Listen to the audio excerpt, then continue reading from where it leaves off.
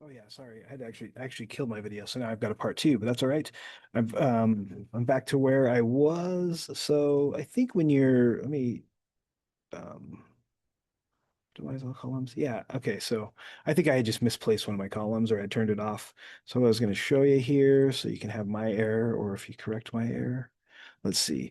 Open up your layer properties.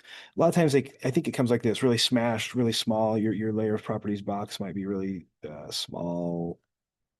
I usually definitely like to take a look at these a little closer. Maybe if I can get on the expansion, there we go.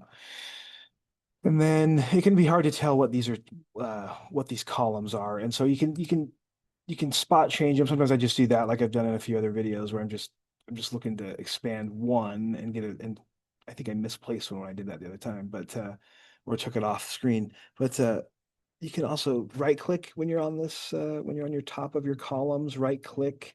So it can be handy. I mean, these are the ones that are showing on your columns. You can customize that if you'd like to.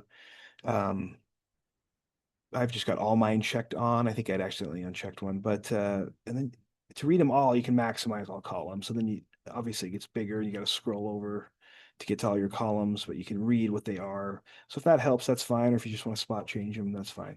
Um, and but sometimes when you open that, usually I think it's been optimized like this, just slammed together. So what I'm going to do is just maximize these so I can read them and finish the rest of this, which was just that they wanted us to go to the dimensions.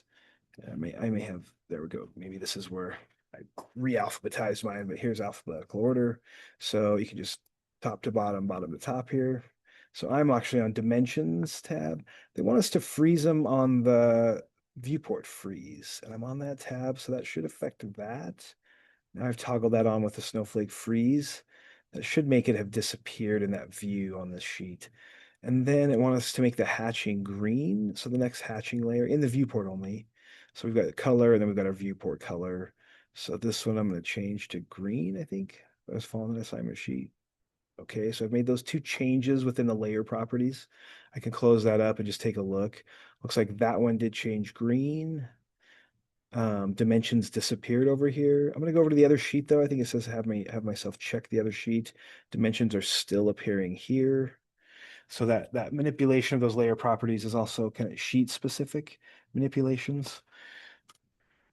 And then I can't remember what it said. I have to go back to and this is still red in the model space. I think it said check that. So it just shows you the independence of this. Uh,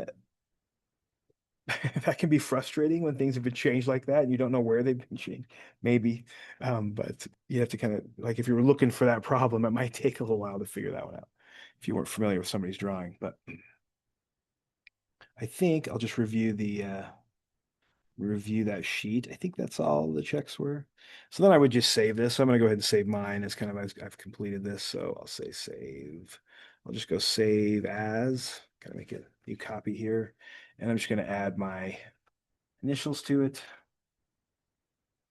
and say save. And then that's the one I would upload for the assignment credit. So catch you on the next one.